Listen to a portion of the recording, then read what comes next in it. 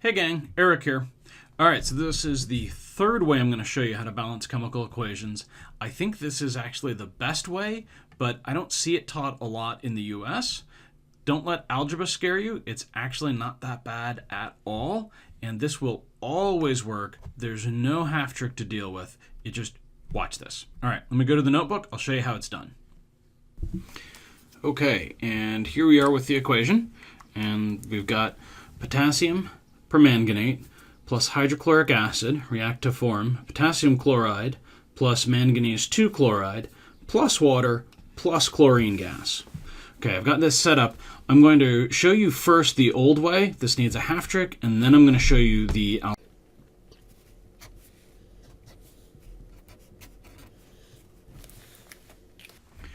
Okay, so here's where the half trick comes in. Might not look like it, but it's going to work out here. So we've got 5 chlorines on the right, 8 on the left. So the half trick comes in. I don't want to touch these, because if I put any numbers out here, it changes the potassiums and the manganese. So I want to put something right here with the chlorine. Keep in mind, this has 1, 2, 3. So that's 3 taken care of. So 8 minus 3 is 5.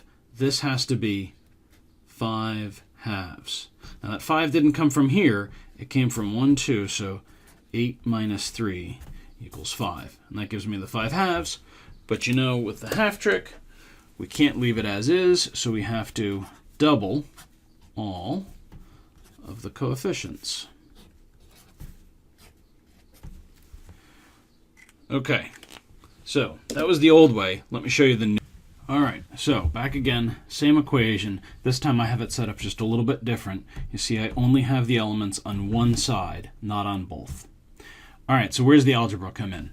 I know I need to put coefficients here. Some of them might be 1. We know that they won't be, but they could be. So what do you do in algebra when you know there will be a number, but you don't know what it is? Put in a letter. So all I've done is I've just said, oh, look, here are these 6 coefficients. These are the 6 numbers I need to find. So I'm going to put them in as letters, and then we're going to figure out what the numbers will be. So now, how do we do that? Okay, same thing. We're going to count up the potassiums we have on both sides. So how many potassiums do we have here? If you said 1, not true, because we have A. I don't know what number A will be. All right, I do, because we just solved it. But if we're starting from scratch, right, we don't know what A is. It's our unknown, but it's a number. And so how many potassiums do I have? I have A potassiums on the left-hand side.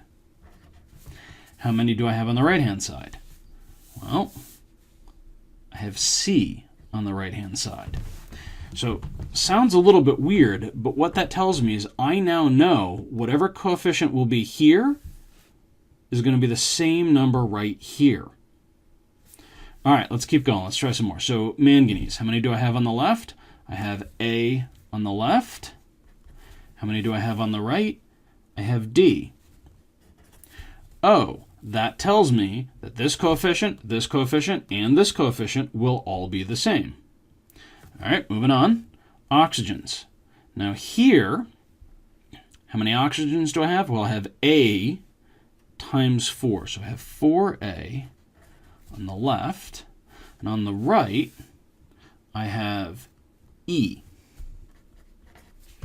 Okay, now what that tells me is whatever coefficient I have here, whatever coefficient I have here for A, I'm going to multiply that by 4 to get the coefficient for E.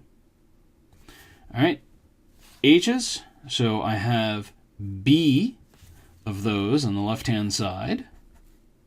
And then on the right-hand side, I have 2E. Almost there. Cl's. So I have B on the left-hand side, BCl's. On the right-hand side, watch out, because you have C plus 2D plus 2F. Okay, now, there's no numbers here, And in fact, if you've been through system of equations in algebra, you might say, well, wait a second. I have 6 variables and only 5 equations. You say, oh, it's unsolvable. Right, because what we're going to do now is we are going to make a guess. And we assume this guess will be wrong, but we're going to test that later on. Why make a guess? Well, the reason is we need that 6th equation. But you also know that when we're done, these have to be lowest whole number integers. So we're just going to find out what they all are if A was true. Does that satisfy they're all integers? All right, we'll adjust as need be. All right, let's just run it through. So if I say A is 1, by the way, I picked A on purpose here because it's in 3 equations. So I pick A equals 1. Oops, usually B comes next. All right, so if A is 1, I know that C is 1, I know that D is 1. I know that E has to be 4. Well, hey, look, if E is 4, then I now know that B has to be 8.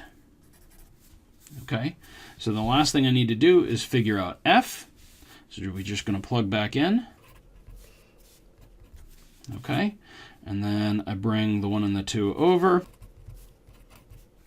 Okay, and then that puts us right back where we were last time when we used the half trick, and we have to do the same thing.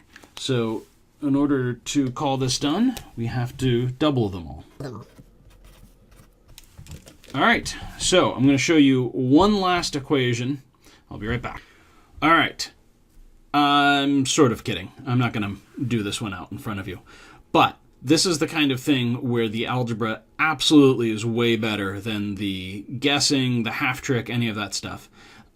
This was so hard that professors, I have heard, used to offer students an A for the semester if they could solve this and prove that they did it out. With the internet, you can find the answer, so I'm not about to offer that, and your teacher probably won't, and I'm not going to show you if they do. But with algebra, you can solve this in about 10 minutes or so if you're really careful with what you're doing. Anyway, hope that helps.